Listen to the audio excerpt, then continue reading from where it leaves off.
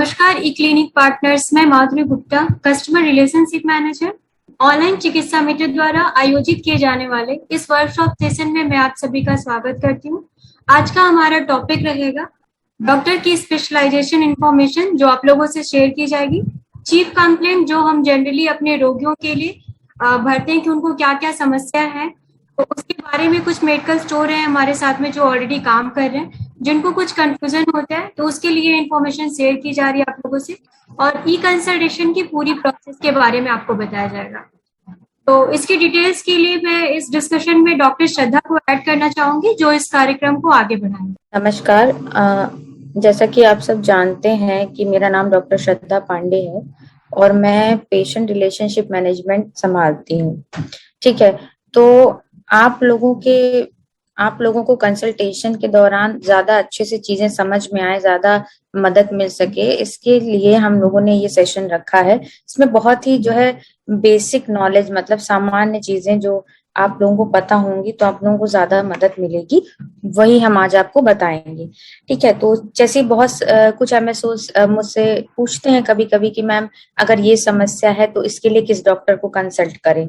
तो ये बहुत बेसिक बात है और सबसे पहले हम इसी से शुरू करेंगे। ठीक है, तो जैसा कि आप सब जानते हैं कि जब कोई जैसे जो एमबीबीएस डॉक्टर होते हैं वो उनको हम फिजिशियन कहते हैं, मतलब वो ग्रेजुएशन लेवल पर वो एक डॉक्टर होते हैं और वो हर तरीके के मर्ज को जो है ट्रीट करते हैं। ठीक है, सर्जिकल नहीं करते हैं लेकिन नॉन सर्जिकली सब कुछ ट्रीट करते हैं। ठीक है, उसके अलावा फिर हम पोस्ट ग्रेजुएशन पे जाते हैं तो उसमें दो स्पेशलाइजेशन होते हैं, एक एमडी और एक एमएस। एमडी का मतलब हो गया डॉक्टर ऑफ मेडिसिन, एमएस का मतलब हो गया मास्टर ऑफ सर्जरी। तो जो नॉन सर्जिकल, मतलब जो सिर्फ दवा से या प्रिकॉशन से, प्रिवेंशन से, इस तरीके से जो मर्ज को ट्रीट करते हैं वो होते हैं एमडी, मतलब पोस्ट ग्रेजुएशन लेवल पर वो जनरल चीजों को ट्रीट करते हैं। और एमएस पोस्ट ग्रेजुएशन लेवल पर सर्जिकल चीजों को ट्रीट करते हैं जिसमें सर्जरी की आवश्यकता होती है। ठीक है, तो एमडी में जैसे अलग अलग तरीके की ब्रांच होती है। तो जैसे हम लोग अभी आपको स्क्रीन पर दिख रहा होगा, लिखा है कि जनरल सर्जरी। ठीक है, जनरल सर्जरी मतलब जनरल सर्जरी का मतलब हुआ कि जनरल जो भी छोटी मोटी नॉर्मल सर्जरियां, ठीक है, तो ये सारी वो जनरल सर्जन कर लेते हैं। जैसे थोड़ा पाइल्स की समस्या होगी उसके लिए सर्जरी कर ली, या छोटा मोटा या कुछ स्टिच लगाना है, आपको चोट लग गई, ठीक है, या हल्की फुल्की सर्जरी, ये सारी चीजें जनरल सर्जरी के अंडर में आती हैं। ठीक है, चाहे वो, लेकिन वो शरीर के किसी भी अंग में हो सकती हैं, लेकिन जैसे ब्रेन से जुड़ी या इस तरीके की चीजों के लिए स्पेशलाइजेशन अलग होता है, लेकिन जनरल सर्जरी में ये चीज होती है। ठीक है, और इसके बाद इसमें लिखा हुआ है कि ऑर्थोपेडिक। ऑर्थोपेडिक का मतलब हो गया कि अगर आपको हड्डी से जुड़ी कोई समस्या आ गई, आपका जो है जैसे घुटने का ट्रांसप्लांटेशन, नी कैप ट्रांसप्लांटेशन जिसको कहते हैं, तो ये सारी चीजें जो है ऑर्थोपेडिक सर्जन करते हैं। जैसे आपका कोई भी ज्वाइंट हो गया या हड्डी हो गई या इससे जुड़ी कोई भी चीज होगी, तो ये जो है एमएस यानी कि मास्टर ऑफ सर्जरी में जो है ये ऑर्थोपेडिक सर्जन करते हैं, उनको ऑर्थोपेडिक सर्जन कहा जाता है। ईएनटी का मतलब हो गया ईयर नोज थ्रोट, मतलब तो ईएनटी का मतलब ईयर माने कान, नाक और गला। ठीक है, तो ईएनटी सर्जन वो होते हैं जो कान, नाक और गले से जुड़ी कोई भी सर्जरी करते हैं। ठीक है, उसके अलावा हो गया ये ऑब्स्टेट्रिशियन एंड गायनोकोलॉजी, मतलब जो महिलाओं से जुड़ी जो समझ, उसके लिए जो चीजें जो डॉक्टर सर्जरी करते हैं उनको ऑब्स्टेट्रिक एंड गायनोकोलॉजिकली सर्जन कहते हैं। ठीक है, तो ये सर्जन जैसे अब महिलाओं से जुड़ी कोई भी समस्या हो, जैसे भाई बच्चे की जैसे यूट्रस में कोई प्रॉब्लम आ गई तो उसकी सर्जरी करनी है, यूट्रस रिमूव करना, हटाना है, या उसमें कुछ करना है, या इससे जुड़ी कोई भी चीज जो बच्चे गर्भवती महिला से जुड़ी हुई कोई भी चीज हो, या जो गर्भवती नहीं भी है लेकिन उनकी भी जो समस्या हो, या जो लड़कियां हैं जैसे उनको कोई भी जो है ऐसी समस्या हो जो महिलाओं से जुड़ी हो, जैसे उससे जुड़ी है कोई भी समस्या, अगर उसकी कोई सर्जरी करनी है तो वो करती हैं ऑब्स्टेट्रिशियन एंड गायनोकोलॉजिस्ट। ठीक है, उसके बाद ऑप्थेल्मोलॉजी मतलब आंखों से जुड़ी हुई कोई भी जो है सर्जरी होगी तो वो ऑप्थेल्मोलॉजिस्ट ही करेंगे। ठीक है, उसके अलावा कार्डियोथोरेसिक सर्जन वो होते हैं कार्डियोथोरेसिक सर्जन, जो चेस्ट कैविटी जिसे कहते हैं, जो हमारे शरीर में, जिसको जब हम कोई कंकाल देखते हैं तो उसमें आप देखिए जो छाती के तरफ जो हड्डियां होती हैं, जिसको हम लोग जैसे गोल गोल गोल पे पूरे रिब्स जिसको कहते हैं, जो उसके अंदर जितने भी ऑर्गन या अंग आते हैं उसकी सर्जरी जो करते हैं वो कार्डियोथोरेसिक सर्जन करते हैं, जिसमें दिल भी आता है, ठीक है, और मतलब समझिए कि आपका फेफड़ा भी आ जाता है और भी अंग है, तो उसकी सर्जरी जो करते हैं वो कार्डियोथोरेसिक सर्जन होते हैं, ठीक है।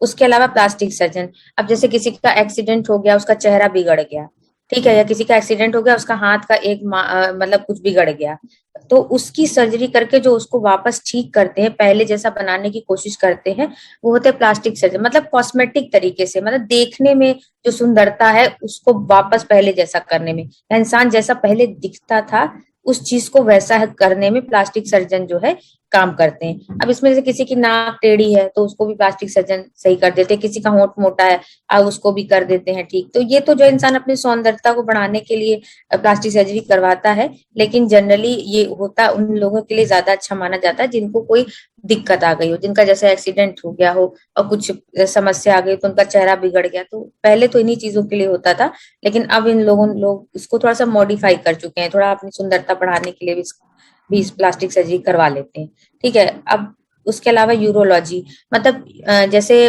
किडनी, यूरेटस, इन सब से रिलेटेड जो भी सर्जरी होती है, ठीक है, इसको यूरोलॉजिस्ट करते हैं। मतलब जो है पेशाब नली से जुड़ी हुई सर्जरी, ठीक है, या जो है किडनी से जुड़ी हुई सर्जरी, ये सब जो करते हैं ये यूरोलॉजिस्ट करते हैं।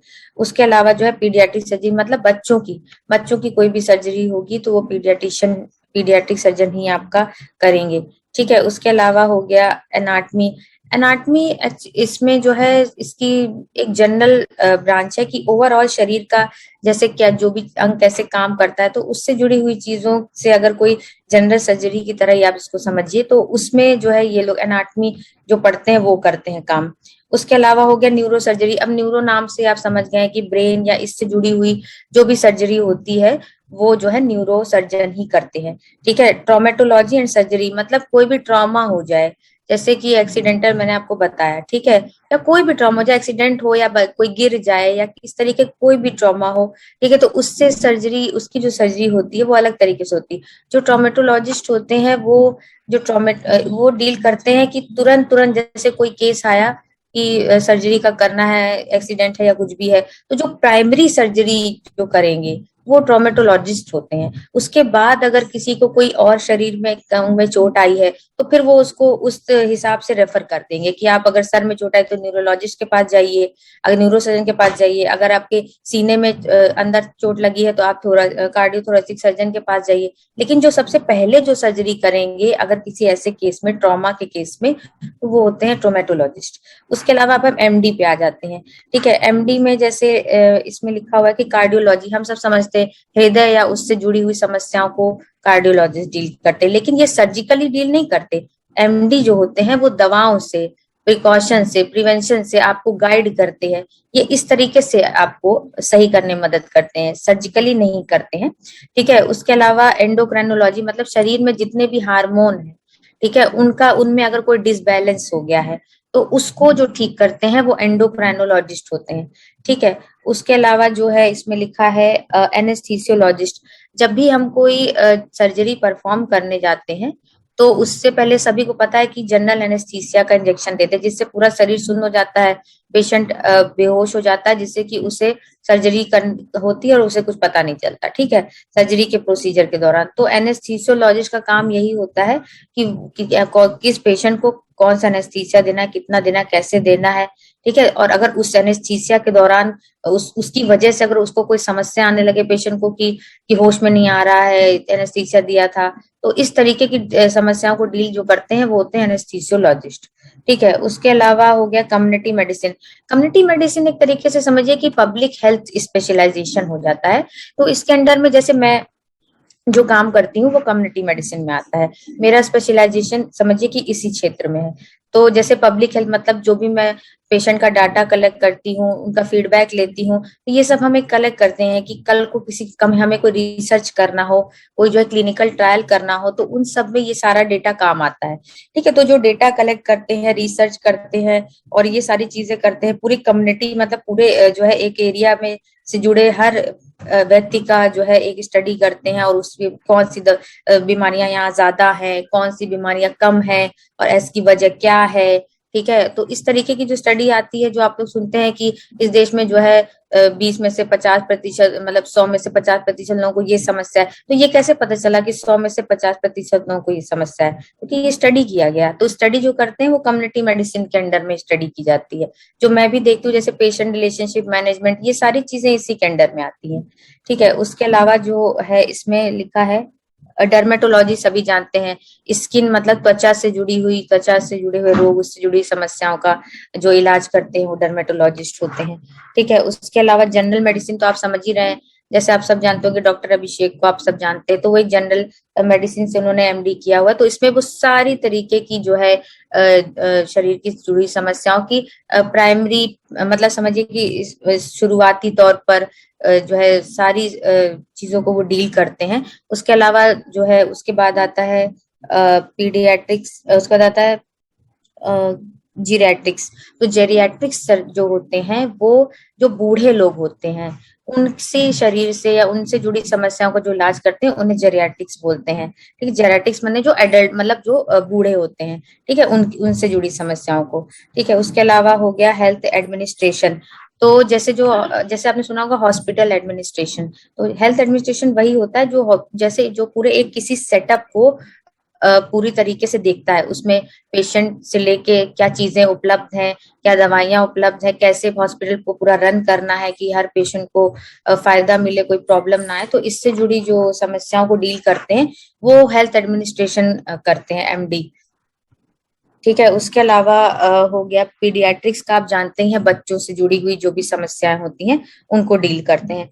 उसके अलावा हो गया पल्मोनरी मेडिसिन, मतलब लंग्स मतलब फेफड़े या सांस से जुड़ी हुई जो भी समस्याएं होती हैं उनको जो डील करते हैं वो पल्मोनरी मेडिसिन डॉक्टर होते हैं। जैसे अपने जो टीपी सर हैं वो कार्डियोलॉजिस्ट के साथ साथ पल्मोनरी का भी उनको जो है स्पेशलाइजेशन है, तो वो इसको भी डील करते हैं।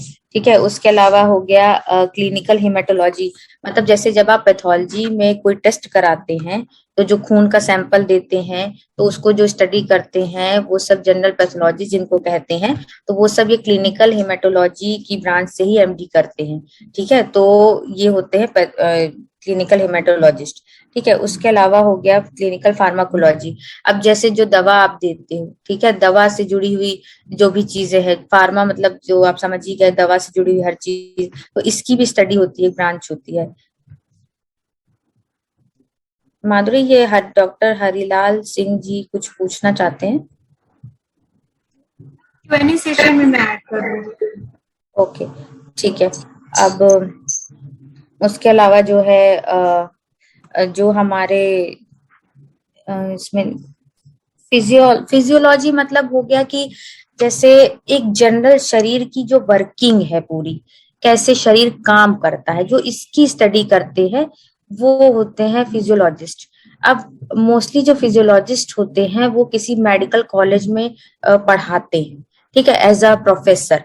ठीक है, तो ये उसके लिए उस फील्ड में ये ज्यादा सक्सेसफुल माना जाता है, फिजियोलॉजी की फील्ड में।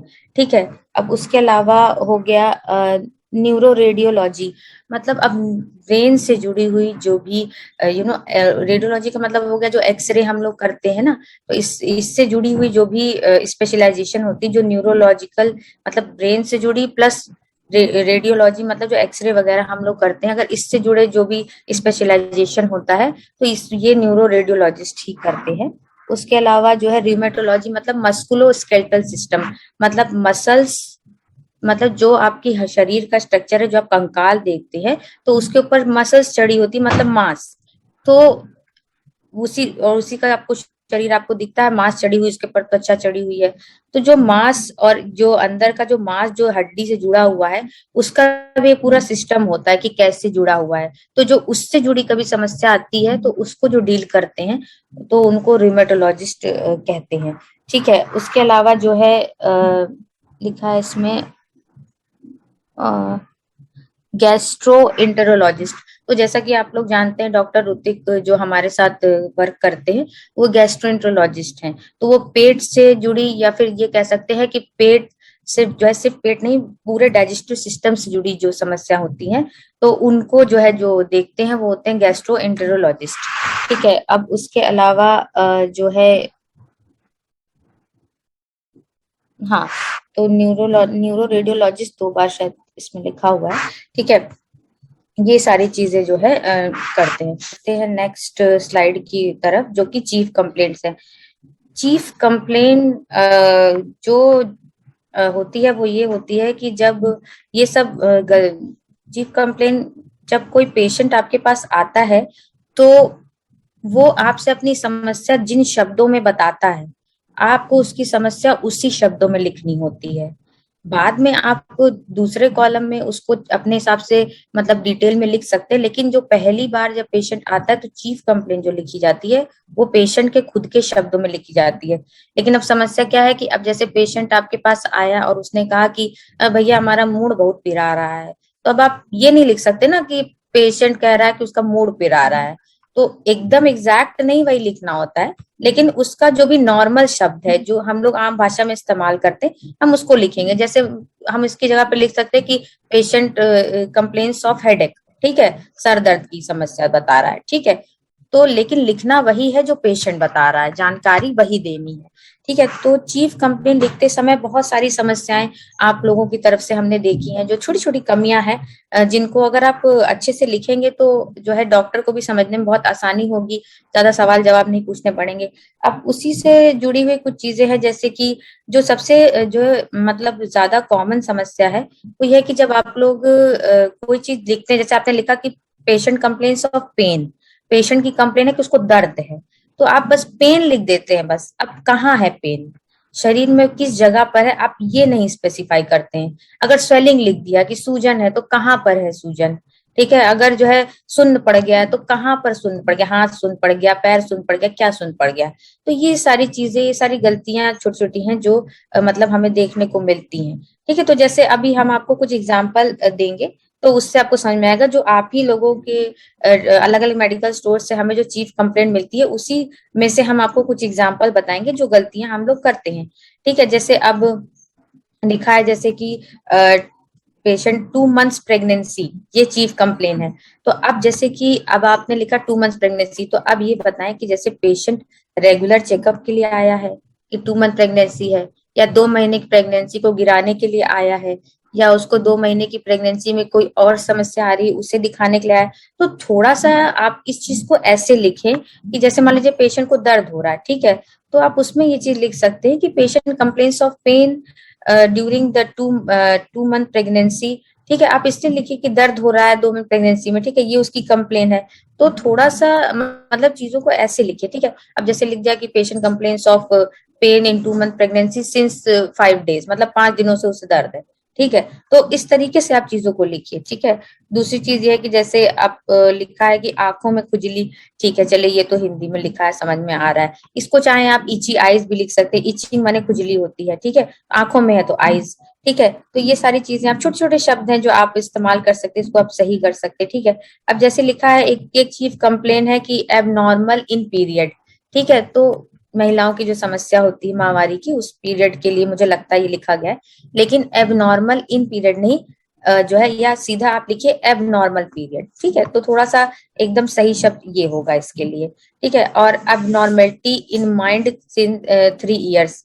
ठीक है, अब आप इसको, अब लिखा है एबनॉर्मलिटी इन माइंड, अब इसको आप ऐसे लिख सकते हैं कि मेंटल इलनेस माने बीमारी, मेंटल माने दिमाग से जुड़ी हुई, या मेंटल डिसऑर्डर। मेंटल डिसऑर्डर कोई इतना बड़ा शब्द नहीं है जो आप लोग सोचते हैं कि अगर मेंटल डिसऑर्डर लिख देंगे तो शायद डॉक्टर को लगे कि ये पागल है। तो ऐसा कुछ नहीं होता है। मेंटल डिसऑर्डर मतलब दिमाग से या नर्व से, मस्तिष्क से जुड़ी कोई भी चीज जो अपनी जगह पे काम ना कर रही हो, तो वो डिसऑर्डर हो गया, ठीक है, या डिसेबिलिटी हो गया, या कोई इस तरीके की चीज हो गई, या इलनेस हो गई, तो आप इसकी जगह पे मेंटल इलनेस लिख सकते हैं, जो ज्यादा सही समझ में आता है। एसिडिटी गैस, अब एसिडिटी का मतलब ही गैस हुआ, तो एसिडिटी के साथ गैस लिखने का कोई मतलब नहीं बनता, ठीक है। उसके अलावा लिखा है जो है इसमें लिखा हुआ है कि एक्यूट बैक पेन इन, ठीक है, एक्यूट बैक पेन, ठीक है, एक्यूट तो ठीक है, आपने समझ लिया कि एक्यूट है, आपको पेशेंट की इतनी जानकारी आपने पूछ लिया, तो ठीक है। लेकिन अगर आप नहीं भी समझ पा रहे हैं तो आप सिर्फ बैक पेन भी लिख देंगे तो चल जाएगा, ठीक है। उसके अलावा हो गया एक्यूट कफ, ठीक है, इसमें भी आप अगर आपको समझ में आता है कि एक्यूट है कफ तो आप ठीक है लिख दीजिए, लेकिन अगर आपको ना समझ में आए तो आप कफ भी लिखेंगे तो अंडर समझ में आ जाएगा आसानी से, ठीक है। उसके अलावा आप लोग लिखते हैं कि all body pain, whole body pain, full body pain, ठीक है। तो ये सब, ये इसकी जगह पर आप सिर्फ इतना लिखें बॉडी पेन, बॉडी पेन का मतलब होगा कि पूरी बॉडी का पेन, ठीक है। तो अब इसमें होल, ऑल, फुल, हाफ ये सब लिखने की जरूरत नहीं, वो डॉक्टर खुद समझ जाएगा कि बॉडी पेन मतलब बॉडी पेन, ठीक है, हाफ फुल नहीं। तब आप लिखिए जो है कि जब जब लिखा तब जाता है इस तरीके से कि जब आपको किसी एक जगह का बताना हो, जैसे कि जो है आप बताएं कि जो है लोअर बॉडी, तो लोअर मतलब पैर के नीचे की जो बॉडी है उसमें, तो इस तब तो ठीक है कि लोअर बॉडी पेन। लेकिन अगर पूरे शरीर में दर्द है तो सिर्फ बॉडी पेन लिखिए, वो अपने आप समझ में आ जाएगा, ठीक है। और उसके अलावा जो है ऐसी और भी चीजें हैं जो थोड़ी बहुत, की जो है allergy of whole body act, ये तो आप सिंपल एलर्जी लिखिए तो वो उससे कोई दिक्कत नहीं है, ठीक है, वो अंडरस्टूड हो जाता है। उसके अलावा ऑल जॉइंट पेन लिखा है, हाँ ठीक है, आप अगर इसकी जगह पर सिर्फ जॉइंट पेन लिखेंगे तो भी अंडरस्टूड हो जाएगा। अगर किसी एक जॉइंट पेन में दिक्कत, जैसे पैर के जॉइंट में दिक्कत है, तो आप लिखिए कि हाँ कि जो है in legs, joint pain in legs, ठीक है, क्योंकि जॉइंट तो शरीर के बहुत सारी हड्डियों में होता है जॉइंट, तो फिर वो कहीं का भी पेन हो सकता है। लेकिन अगर हर शरीर के हर एक जॉइंट में पेन है तो आप सिर्फ जॉइंट पेन भी लिखेंगे तो अंडरस्टूड हो जाएगा, ठीक है। अब उसके अलावा मैं कुछ और एग्जांपल आपको दे देती हूँ, जैसे कि बेबी प्रॉब्लम लिखा है। अब बेबी प्रॉब्लम मतलब क्या, इससे हम क्या मतलब निकालें, मतलब कि बच्चे को प्रॉब्लम है या बच्चे से जुड़ी समस्या है किसी महिला को, ठीक है। तो अगर बच्चे से जुड़ी समस्या है तो क्या समस्या है, मतलब बच्चा हो नहीं रहा है, या बच्चा गिराना है, या बच्चा पेट में है उसका आगे चेकअप कराना है, उसको आगे देखना, तो क्या मतलब हुआ बेबी प्रॉब्लम का। तो थोड़ा सा इस चीज को समझिए कि आपको आप जो लिखे वो ऐसे लिखे कि किसी को भी पढ़ के थोड़ा समझ में आए, ठीक है। तो ये सारी चीजें आप लोगों ने ध्यान रखनी है, ठीक है। अब जैसे लिखा बैग बर्निंग राइट साइड, तो इसका क्या मतलब हुआ, बैग बर्निंग, बर्निंग मतलब क्या, आग थोड़ी लग गई है, ठीक है। तो इस तरीके से लिखिए कि बर्निंग सेंसेशन है तो समझ में आया, या बर्निंग पेन है मतलब दर्द से भी जलन होती है, तो अगर बर्निंग पेन है तो आप ये सब चीजें आप लिख सकते हैं, ठीक है। थोड़ा सा पढ़ने में भी और सही रहता है और आपको सही बात भी पता चल जाएगी कि कैसे टर्मिनोलॉजी को लिखा जाता है, ठीक है। उसके अलावा जो है बहुत सारी ऐसी छोटी छोटी चीजें हैं जहाँ पर ऐसी चीजें लिखी जाती हैं। अब जैसे लिखा है कि back pen and stomach burn and body and weakness and urine burn, अब इसको पढ़ के मतलब जैसे क्या समझ में आ रहा है, या तो आप एक कॉमा लगाइए कि बैक पेन है, ठीक है, स्टमक बर्न, ठीक है। अब आप स्टमक, अब एसिडिटी, स्टमक बर्न मतलब हो गया एसिडिटी है, ठीक है, तभी जलन हो रही है, ठीक है, एसिड बढ़ गया है पेट में इसीलिए जलन हो रही है, तो वो एसिडिटी भी आप इसके ऊपर लिख सकते हैं। बॉडी एंड वीकनेस, ठीक है, तो आप सीधे लिखे वीकनेस, वो एंड बॉडी का यहाँ पर कोई इस्तेमाल करने की आवश्यकता नहीं थी। यूरिन बर्न, तो अब मतलब क्या, मतलब बर्निंग सेंसेशन ड्यूरिंग मिक्चुरेशन, मतलब या यूरिनेशन, पेशाब करते समय जलन, है ना। तो इसको इस तरीके से लिखिए कि मतलब एक छोटे छोटे शब्द हैं तो एक साथ छोटे छोटे कॉमा लगा के एक एक शब्द लिखिए तो आराम से समझ में आ जाता है। अब ऐसे पढ़ने में भी थोड़ा अजीब लगता है कि कैसे लिखा गया है ये, ठीक है। अब जो है इसमें आप, अब आगे मैं और आपको चीजें बता देती हूँ, थोड़ी बहुत और चीजें जिसमें जो है गलतियां हो जाती हैं कभी कभी लिखने में, ठीक है। और अब जैसे लिखा है कि back pain with leg and gastritis, तो back pain with leg pain, मेरे ख्याल से ये लिखना चाह रहे होंगे, तो पेन मिसिंग हो गया है, ठीक है। अब ये चीज हो गई है। उसके अलावा बैक साइड पेन तो चलिए ठीक है, थोड़ा बहुत अंडरस्टूड हो भी सकता है कि पीछे की तरफ दर्द हो रहा है। और उसके अलावा ब्लीडिंग लिख दिया है, पर ये नहीं लिखा है कि ब्लीडिंग है कहाँ पे, भाई ब्लीडिंग नोज में है, वॉमिट में है, सर से है, कहाँ से है ब्लीडिंग। तो ये मैं हमेशा आपसे कहती हूँ कि जब भी आप कोई समस्या लिखे तो स्पेसिफाई द लोकेशन, कहाँ पे समस्या है ये जरूर इंडिकेट करें, ये जरूर लिखें। ठीक है, तो ये सारी छोटी छोटी बातें हैं। और ठीक है, और बाकी जो है अलग अलग कुछ शब्द भी होते हैं मेडिकल टर्मिनोलॉजी, जैसे ब्लीडिंग नोज को एपिटेक्सिस कहते हैं। तो अगर जो जानते हैं वो लिखते हैं, नहीं जानते वो नहीं लिखते, लेकिन कोई बात नहीं है, आपने लिखा जो है वो समझ में आना चाहिए। मेन मुद्दा ये होता है। ठीक है, उसके अलावा लिखा है कि अब जैसे आप लिखते हैं कि ब्लड शुगर, या आप लिखते हैं कि शुगर, ये आप लिखते हैं चीफ कंप्लेन में, तो आप ये तो बताएं कि शुगर क्या बढ़ गई, घट गई, या इनको पहले से शुगर है, उससे जुड़ी हुई इलाज ये कराने आए हैं, या इनको पता लगाना है कि इनको शुगर है कि नहीं है ना। तो कुछ थोड़ा सा ऐसा लिखें कि बात समझ में आ जाए। ठीक है, ये सारी चीजें जो है आपने लिखनी है। उसके अलावा अब ब्लड प्रेशर भी जब आप लोग लिखते हैं तो जो है आप ये लिखें कि ब्लड प्रेशर क्या बढ़ गया है या घट गया है। थोड़ा इस तरीके से चीजों को बताने की कोशिश करें। ठीक है, कि अगर बढ़ गया है तो ठीक है, घट गया है तो क्या, घट गया तो लिखिए डिक्रीज। या फिर अगर आपको अच्छे टर्म्स आते हैं जैसे हाइपरटेंशन या हाइपोटेंशन, अब आप तो हाइपरटेंशन मतलब जो है ब्लड प्रेशर बढ़ गया है, हाइपोटेंशन मतलब घट गया है। अब ऐसे शुगर में भी जैसे हम लोग डायबिटीज कहते हैं, तो डायबिटीज में दो तरीके से होता है, हाइपरग्लाइसीमिया या हाइपोग्लाइसीमिया। भाई शुगर में शुगर बढ़ भी सकती है, घट भी सकती है। तो हाइपर मतलब बढ़ गई है और हाइपो मतलब घट गई है। ठीक है, बढ़ जाती है तो उसका इलाज तो बहुत जनरल होता है, लेकिन जब घट जाती है शुगर, ऐसा बहुत कम होता है बहुत, और लेकिन ये ज्यादा अच्छा नहीं होता। ब्लड शुगर कम हो जाए तो ये अच्छा नहीं होता। अब जैसे लिखा है बॉडी फीवर, तो मेरे ख्याल से फीवर तो पूरे शरीर में होता ही है, तो बॉडी वर्ड लिखने का यहाँ कोई मतलब नहीं था, सिर्फ फीवर लिखते तो चल जाता। ठीक है, उसके अलावा कुछ और चीजें मैं बताना चाहूंगी कि जैसे लिखा है कि कुछ शब्द भी ऐसे यूज हो जाते हैं जिनको जो है पढ़ना थोड़ा डिफिकल्ट हो जाता है। अब जैसे लिखा है लग पाने, अब कम से कम स्पेलिंग तो लिखिए, लेग पेन को लेग पेन लिखिए, या जो भी आपके यहाँ काम करता है एंट्री करता है, या तो उसको आप थोड़ा बहुत समझाएं कि बेटा ये बेसिक चीजें ऐसे लिखा करो, उसको दो चार स्पेलिंग सिखा दे लिखना। ठीक है, अब ये क्या लिखा है लेग लग पाने, अब इसका क्या मतलब निकाला जाए।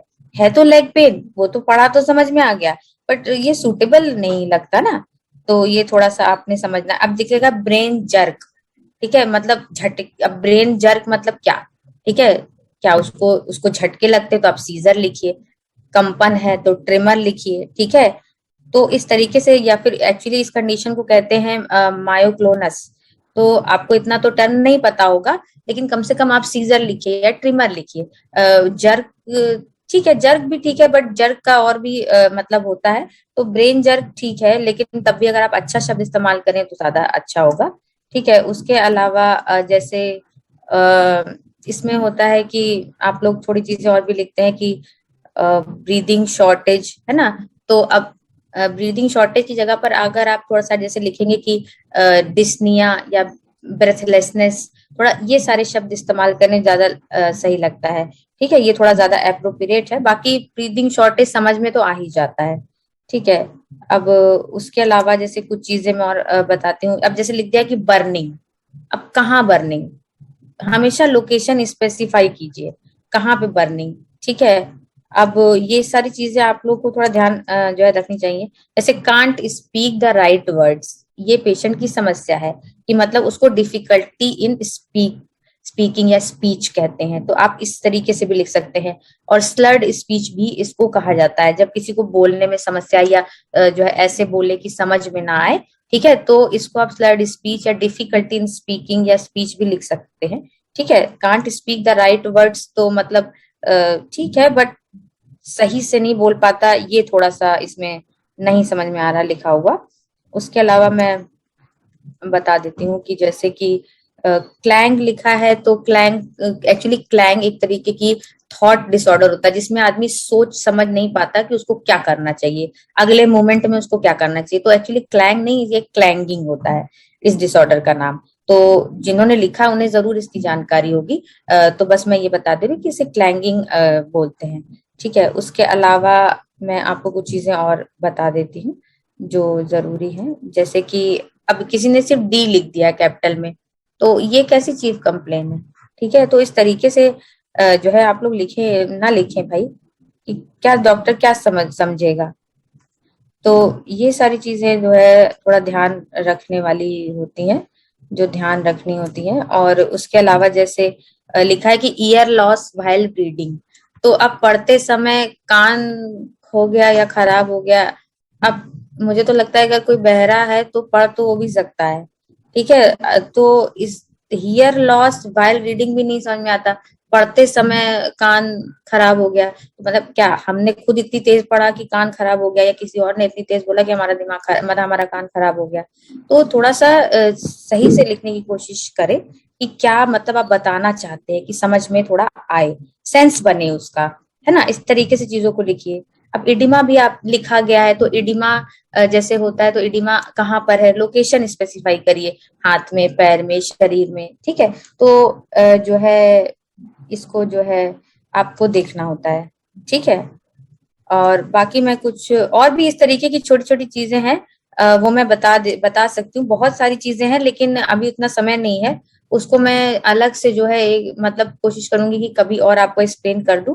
लेकिन बस मेरा एक पॉइंट ये है कि अगर आप कोई भी समस्या लिखते हैं, पेशेंट की कोई भी कंप्लेन आप लिखते हैं, तो उसको आप इस तरीके उसकी लोकेशन जरूर लिखें, कि उसको कहाँ पे दिक्कत है, स्वेलिंग है तो कहाँ पे, दर्द है तो कहाँ पे है, बर्निंग सेंसेशन है तो कहाँ पर है। ये जो सबसे मेन मिस्टेक है जो हमने चीफ कंप्लेंट्स में देखी है। ठीक है, माधुरी, अब माधुरी। Yes ma'am. हाँ, तो जैसा कि हमारा डिस्कशन पहले हो चुका है कि हम लोग एक जो है टर्मिनोलॉजी से रिलेटेड आप लोग को एक डॉक्यूमेंट प्रोवाइड करेंगे, जिसमें कि जो चीफ जो समस्याएं आपके मेडिकल स्टोर पे सबसे ज्यादा आती हैं, उनको क्या लिखना है।